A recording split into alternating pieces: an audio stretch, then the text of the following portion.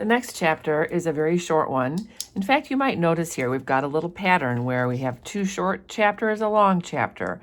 Now we're going to have 2 very short chapters followed by another long one. This one is called Enemies, and it's a short little story about Lee Strunk and Dave Jensen who get into a fist fight. So Lee Strunk is a new character, and they get in a fight about something stupid, a missing jackknife, which I could see being a quiz question. The fight gets intense where Dave Jensen, who's bigger and stronger than Lee Strunk, pins him down and just starts hitting him hard on the nose over and over and over to the point where it's like he loses control, and eventually he breaks Lee Strunk's nose. Lee Strunk is so bloody that they have to put him in a helicopter and take him away from the front to a medical tent where he, gets treated for a broken nose. He comes back a couple days later wearing a metal splint and a lot of gauze. In most situations, Tim O'Brien says it probably would have ended there, but this is Vietnam and guys carry guns, and Dave Jensen starts to get paranoid. He feels like any minute Lee Strunk is going to have revenge, which is reasonable. I mean, he really badly beat him up. There's enough injury already in the war. We need to be hurting each other. Jensen is so nervous that something's going to happen that he can't relax. He says he feels like he's fighting 2 different wars, the actual Vietnam War and then this potential war with Lee Strunk. He starts watching him constantly with quick, nervous eyes. One day it gets so stressful that Jensen begins firing his weapon into the air, yelling Strunk's name over and over, just firing and yelling, and it didn't stop until he'd rattled off an entire magazine of ammunition. Everybody is flat on the ground. They're afraid to go near him. It's like he's losing his mind. But that wasn't the bizarre part, because later that same night he borrowed a pistol, gripped it by the barrel, and used it like a hammer to break his own nose. I can see this being a quiz question. Afterward, he crossed the perimeter to Lee Strunk's foxhole. He showed him what he had done and asked if everything was square between them. He's just going to get even on his own so that Lee Strunk doesn't feel the need to do so. And Lee Strunk just starts laughing, and he's like, "Guy's crazy. I just stole his jackknife." So this is just a short, very short little story that then continues on the next page. Friends. So we have enemies and friends, about the same 2 people. So after this moment where they go through this, sort of making amends for the broken nose, Dave Jensen and Lee Strunk become very close friends. They learn to trust each other. Over the next couple months, they team up on ambushes. They cover each other on patrol. They share a foxhole.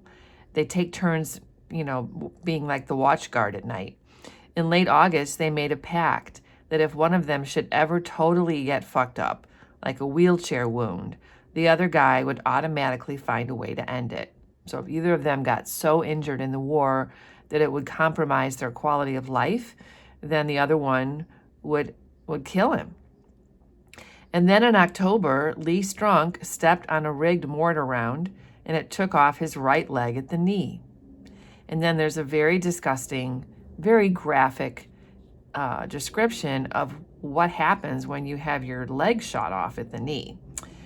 And of course, it's eventually Lee Strunk goes into shock and passes out.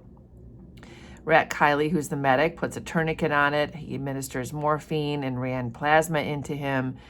There was nothing anyone could do except for wait for the helicopter to come and take him. After we'd secured an LZ, Dave Jensen went over and kneeled at Strunk's side.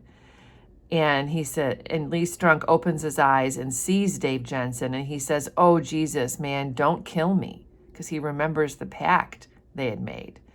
And Jensen says, "Relax." And Lee Strunk, who's groggy and confused, says, "Really, it's not so bad.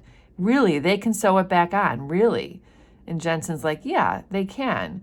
"You think?" "Sure I do." Strunk frowned at the sky. He passed out again, and then he woke up and said, "Don't kill me." "I won't," Jensen said. "I'm serious." "Sure. You got to promise. Swear it to me." So I'm thinking to myself, if you have your leg shot off at the knee, you're not going to be living in a wheelchair. You can still get around, whether it's with crutches or a prosthetic eventually. So it doesn't seem to me like this would be a life-ending injury, but he doesn't know, and he's in shock, and he's afraid that maybe, David Jensen will kill him. And Jensen nods and says, "I swear." And then a little later, we carried Strunk to the dust-off chopper. Jensen reached out and touched the good leg and said, "Go on now," he said. Later, we heard that Strunk died somewhere over July, which seemed to relieve Dave Jensen of an enormous weight. So that's ironic and so sad. Like, it just, he lost a lot of blood. Obviously, he was in shock. It just shows you that even wounds like that can kill you when you're out in the middle of nowhere. So I just want to remind you what I'm doing here, which is that I'm writing down the new characters as they pop up. And I added Lee Strunk, and I also added some more details about Dave Jensen, that he was the one who broke Lee Strunk's nose, and then his own. Lee Strunk got his nose broken by Jensen, and then he died when his leg was shot off. So these are I added Kathleen, who's Tim's daughter. I added Elroy Birdall, who was the owner of the Tip Top Lodge on the Rainy River.